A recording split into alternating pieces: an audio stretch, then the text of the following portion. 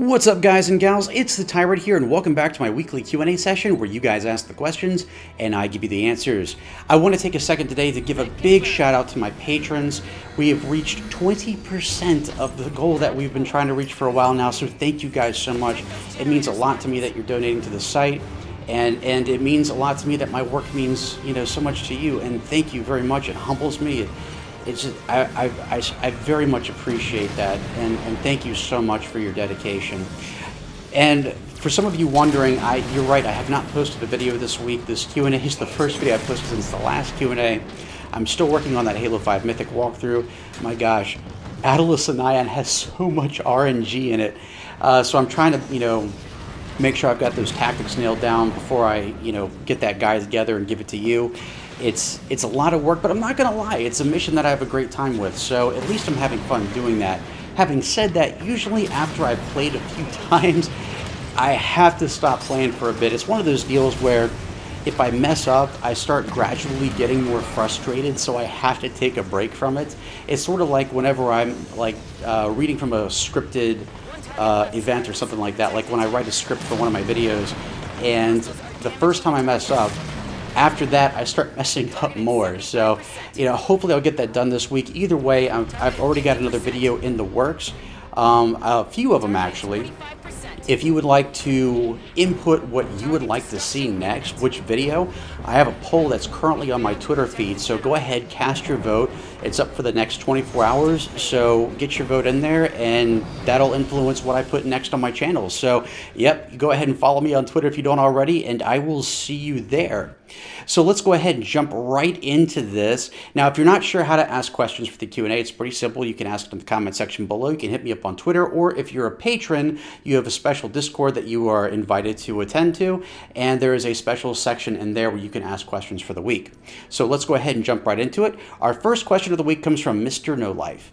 And Mr. No Life asks, one of your criticisms of Halo 2 is that the weapons became less unique, and Covenant weapons seem to just be variants of human weapons. If you could design and create a weapon in Halo, what would it be like?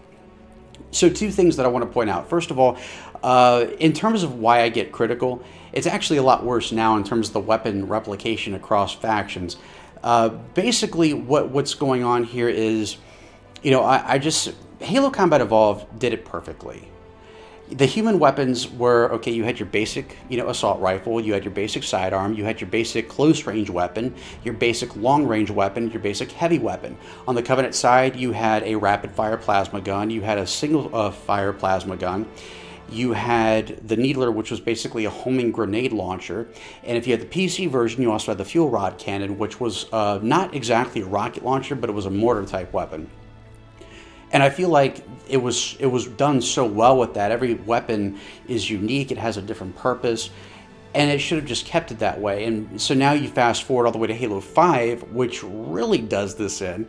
You have all these weapons. You have, just looking at it from a pinpoint perspective, on the human side you have the pistol, the battle rifle, and the DMR. On the Covenant side you have the carbine, and on the Promethean side you have the light rifle. Thing of it is, if you're playing on campaign, for the Covenant, the best of those weapons you can use is the carbine, because not only does it shoot really quickly, but it also is effective against Covenant shields. For the Prometheans, the light rifle is hands down the best way to go. So now the question is, what do you do with the other three?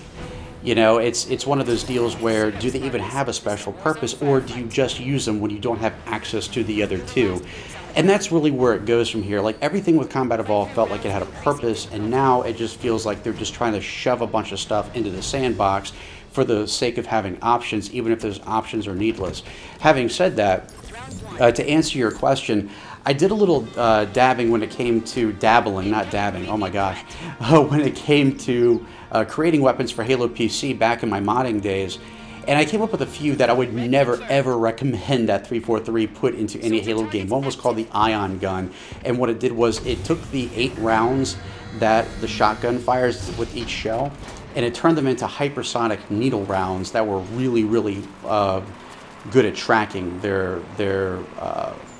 whoever you were aiming at. And so it was way too effective. I mean, I actually got a 20 kill streak. So, it's like double kill, triple kill, spectacular in the original Combat Evolved. And I counted, I think, 17 times that he said Killtacular, which means I killed, or it was 18. So it was 21 that I actually got down. So that thing was way too powerful, but it was fun to use. And the second one I created was called the Dark Energy Cannon. And basically it was the fuel rod cannon, but it fired those beam emitters that you see coming out of those structures in the second mission. And it had some sort of weird effect. Like, I didn't program it in there, it just had a weird effect where if it hit like a vehicle or something, it would teleport it to a different part of the map and just start throwing it across. It was crazy. I love doing that. So I can't really think of anything unique to put in there now. I would say the best thing they could do is reduce the sandbox and just make the weapons more standalone, if that makes any sense. So that's a great question, Mr. No Life, and thank you. Our next question comes from Chief Burner, and Chief Burner asked, Mythic Tyrant Q&A, what was your favorite soundtrack from all of Halo? Mine is Halo 2, and a little bit of the Anniversary Edition, as it was good as well.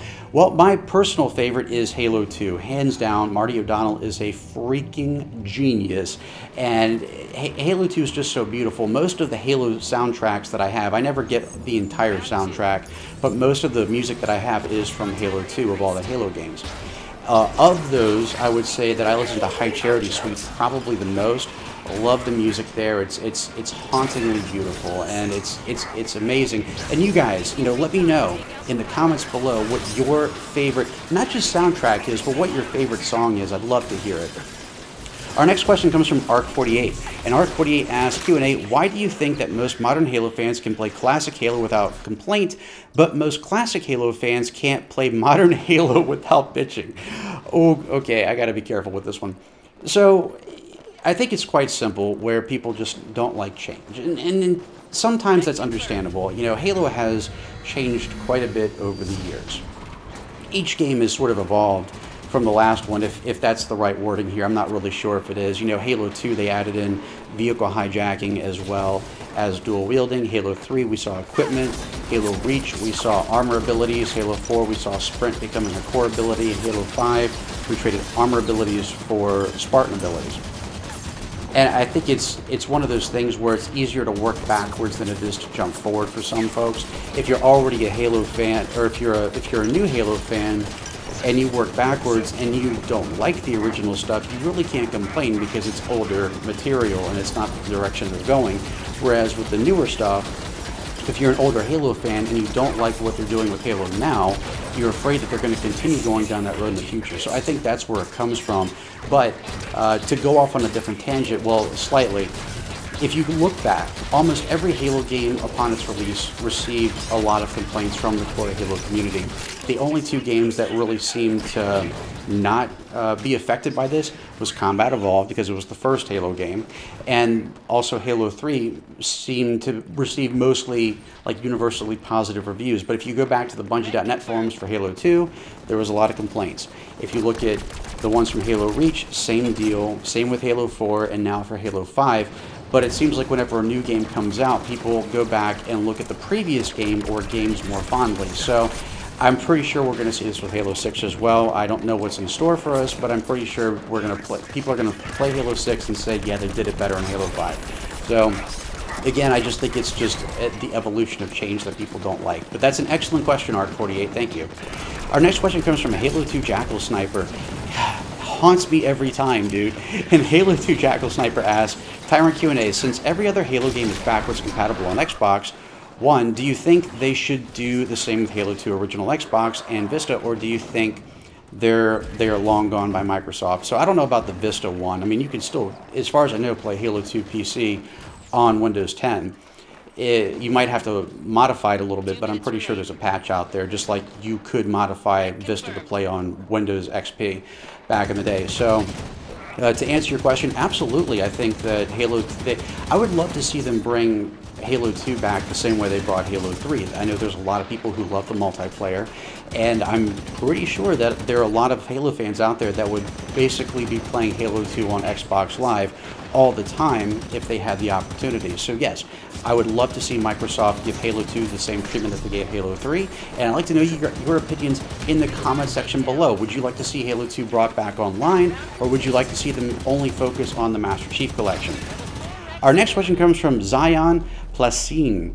And Zion asks, hey Mythic, I was wondering what Halo novels you would like to see brought to life in the games or cutscenes. Perhaps let's use 2 novels, one from past Halo and one from current or future Halo. Well, I haven't really read any of the current novels. Most of the novels I read were back from the Bungie Halo days. What I would really like to see is a video game version of Halo: The Fall of Reach. So basically, if you read The Fall of Reach prior to playing Halo Reach, you would get to see some of the events that happened in that game. Because remember, the book doesn't really take place on Reach until the end. There are little bits and pieces where, you know, they're showing off the Spartan training and stuff, but once they're actually full-fledged Spartans, they talk about going against the insurrectionists, which I'm not really sure I would put in the game itself, maybe in cutscenes. But then once the Covenant arrived, there are lots of different battle scenarios that I think would be really fun in games. Another one could be First Strike. There are a lot of cool things that happen between once Master Chief leaves the ruins of Halo along with Sergeant Johnson and when they actually return to Reach later on in the book. So I think those 2 would be great ideas for games if done correctly, and I'd like to know your thoughts and opinions in the comment section below what book you would like to see turned into a game or a movie for that matter. Our next question comes from H2 Halo. A lot of Halo 2 fans here today, and which is a good thing. And H2 Halo asks, Q&A, what's the significance of your YouTube picture of someone as president? Well, that person is actually me. Maybe you'll find out in 2020. Actually, it's a scene from the film that I was doing called Shrine, where this guy gets elected president. He's crazy, and I play that person. A little too well, might I add. And it became sort of a symbol for my channel, sort of an icon. So like when you see me do my reviews and stuff, I'm always wearing the white suit. That's where it came from. My character that I play in that film. Who knows, maybe I can actually start working on it again sometime in the future. I hope so. It was really, it was my passion project, and I would really love to see that brought back. But yeah, that's where it comes from. That's actually from the set of Shrine when I'm delivering a speech to the nation. So great question, H2 Halo. Our next question comes from Disco Prince 906, and Disco Prince asks, Q&A, what do you think about an improved grenade system, more than 5 grenades in the sandbox or more? Okay, so my answer to this is I've seen it work, kind of. With Halo 3, that was the game where we had the most grenades. We had fragmentation grenades, plasma grenades, spike grenades, and firebombs. And all of them were very unique, and they all served their own individual purposes, and I really did enjoy it. The only issue I had was that you could only use 2 grenades at once, which I sort of get because prior to that, you only had 2 grenade types, but you could have 4 of each. So you had a max capacity of 8 grenades, whereas you still have a max capacity of 8 grenades in Halo 3, but they're divided into 4. You know, I've seen it work, and I like it to a point, but at the same time, I sort of like the simplicity of Halo Combat Evolved in Halo 2, where you basically had you know, your standard human grenade and you had your standard alien grenade. I think that worked pretty well. I know that they're trying with the splinter grenades with Halo 4 and 5. Honestly, I just don't find them particularly useful. So I would prefer if they went back to the original system, but if done right, Halo 3 showed us one thing in that regard. It's that, yes, multiple grenade systems beyond the standard 2 can certainly work. So if it can be done correctly, I absolutely support it. So great question, Disco, and thank you so much. Our next question comes from Dark Star Ethan, and Dark Star asks, Q&A, why did Bungie make the Jackal snipers in Halo 2 so powerful? Was it a last-second change, or just a flaw, or did they want to give the player a real hard time? The content, my friend. Thank you. All right, so here's what I've gathered. So most people of you know, especially if you're fans of Axeman, you've seen his video about why is Halo 2 Legendary so hard. Basically, Bungie flat out said that the enemies cheat in Halo 2. Halo 2 was a bit rushed. For those of you who remember the developmental history of Halo 2, you know, they started at one point, you know, they had gotten to a certain point and they realized that what they wanted to do just was not compatible with the hardware for the original Xbox. So they had to scrap everything and restart everything over again. My guess is when they got to that point, they didn't know what to do with the Halo 2 Jackal Sniper on Legendary, just because, you know, what do you do with an enemy like that? Obviously, if you're trying to scale them up to be more difficult, the logical explanation is, since they're snipers, maybe they should just be one shot. The problem that they had was they were already too powerful to begin with. the fact that they can react so quickly, they can shoot so quickly from the hip, they can sometimes shoot through walls. There usually is a large number of them in each location, and they can spawn in different locations. So I think that was why it worked out the way it did, was not because they wanted to give players a hard time, they just didn't know what to do with it. And I feel like as they continued to make games, they came up with Halo 3, they made them more fair and balanced. With Halo 3 ODST, that, in my opinion, was the perfect Jackal sniper, and they sort of mirrored that with Halo 4 with 343 Industries. But it wasn't just the Jackal snipers that made Halo 2 Legendary so difficult, it was a lot of things. You have elites that can just rapid fire their plasma rifles without having to let them cool down or anything like that. It was a lot of things with Halo 2, but the Halo 2 Jackal Sniper standout is the most frustrating enemy in the history of Halo games. That said, with what they're doing with the Master Chief Collection, they can change that. 343 can go back and actually alter that to a point, I'm sure. You can alter the damage modifiers. There's a lot they can do to actually improve Halo 2 on Legendary to make it more balanced, like Halo Combat Evolved. Halo Combat Evolved, to this day, to me at least, has the most fun and balanced Legendary difficulty. So who knows, maybe they could do that for Halo 2, and I strongly encourage them to do that if they haven't already. Our next question comes from Chris Wood, my man. And Chris Wood asks, MT, the only thing I dislike about Halo 3 is the frequent bog down when Cortana speaks to Chief. How do you feel about that? Absolutely, I'm 100% on board with you.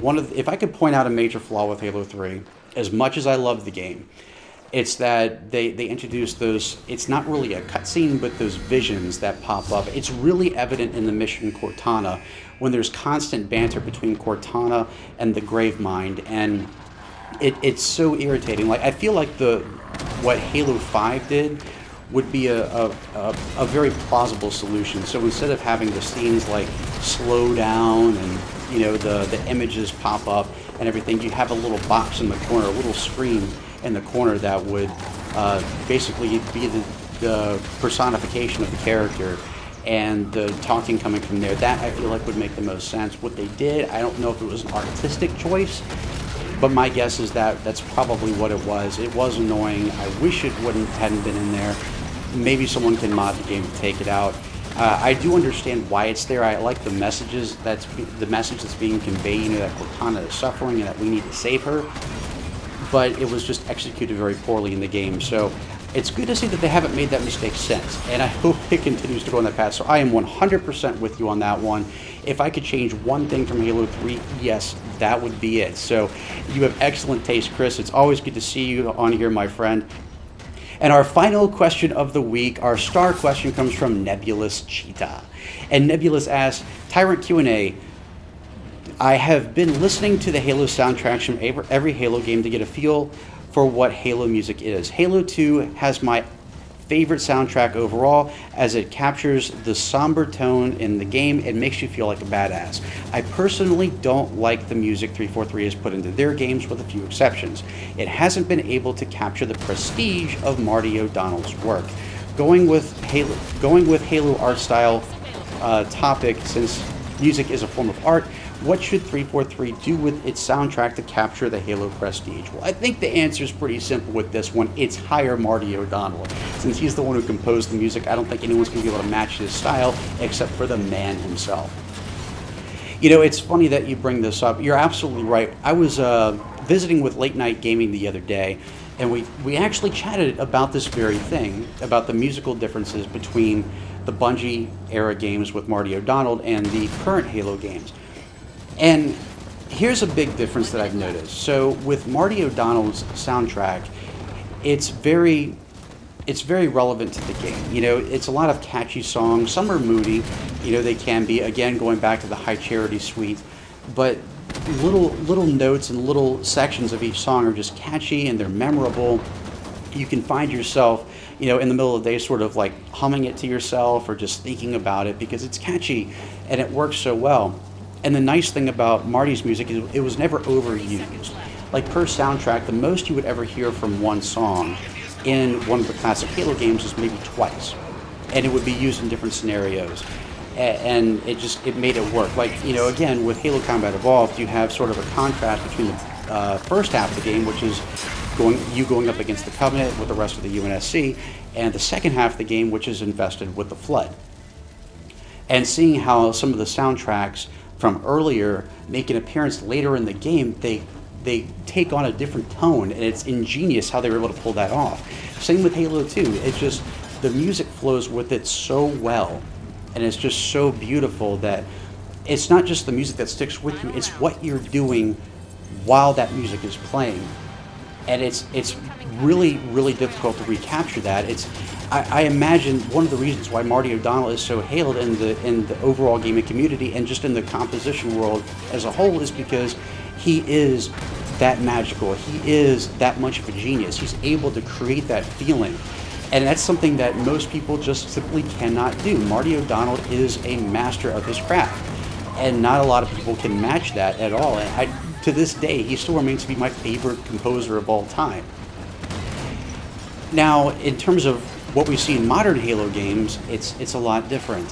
What I've noticed is that the major difference here is that with 343's Halo games, the soundtrack is less catchy and more theatrical, if that makes sense.